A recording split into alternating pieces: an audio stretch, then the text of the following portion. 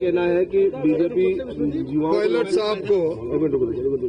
Pilot साहब को राजस्थान के बेरोजगारों की संख्या बड़ी विलंब से आई।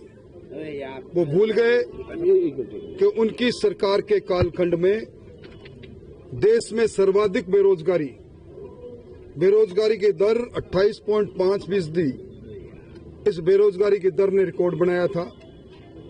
अब वो कहते हैं कि जिन लोगों को चुनाव प्रचार के लिए राजीव गांधी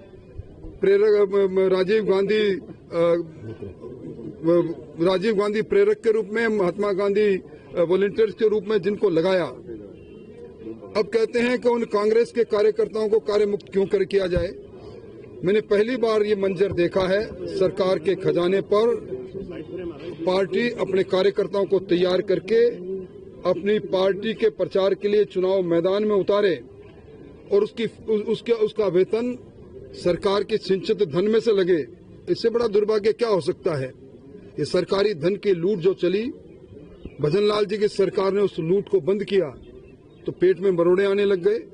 मैं समझता हूं कि जिस प्रकार राजीव गांधी जी और महात्मा गांधी जी के नाम से बेरोजगार नौजवानों को कांग्रेस का घोषणा पत्र देकर कहा कि जाओ प्रचार करो, कांग्रेस के लिए वोट मांगो, ये राजस्थान की राजनीति में मैंने पहला मौका देखा है। और इस प्रकार के नौजवानों के भविष्य के साथ इन्होंने खिलवाड़ किया। नौजवानों को सबजबाग दिखाया कि उन्हीं की सरकार आती रहेगी। इसी प्रकार सरकारी खजाने पर लुटाते हुए वो अपने वॉलंटियर्स के नाम पर, कार्यकर्ताओं के नाम पर सरकारी खजाने से उनको वेतन देते रहेंगे। अब वो नौजवान जिन्होंने काम किया, अगर वो पहला दोष अर्पण कर रहे हैं तो सचिन पायलट जी, अशोक गहलोत जी की पूर्ववर्ती सरकार और उनके पूर्व मुख्यमंत्री जी पर कर रहे हैं। राठौड़ साहब, आज विपक्ष ने, पीसीसी नेताओं ने राज्यपाल के अभिभाषण पर सवाल खड़े किए हैं।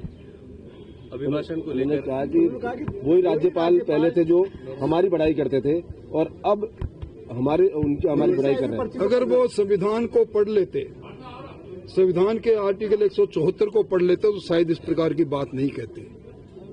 महामहिम राज्यपाल उसी भाषण को पढ़ते हैं जो मंत्रिमंडल अनुमोदित करता है और मंत्रिमंडल उसी बात को अनुमोदित करता है जो कबीना में बैठकर चर्चा होकर जिसे उचित समझता है।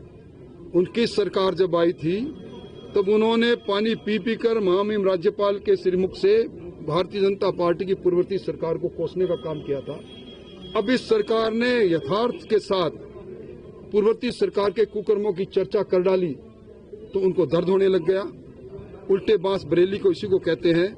मैं समझता हूं संवैधानिक प्रमुख पर अगर सवाल उठाए, ये संसदीय लोकतंत्र को कमजोर करना। राठौड़ साहब, आज जो मीटिंग थी उसमें किस तरीके की चर्चा हुई आगामी? इन चर्चाओं के बारे में प्रदेश अध्यक्ष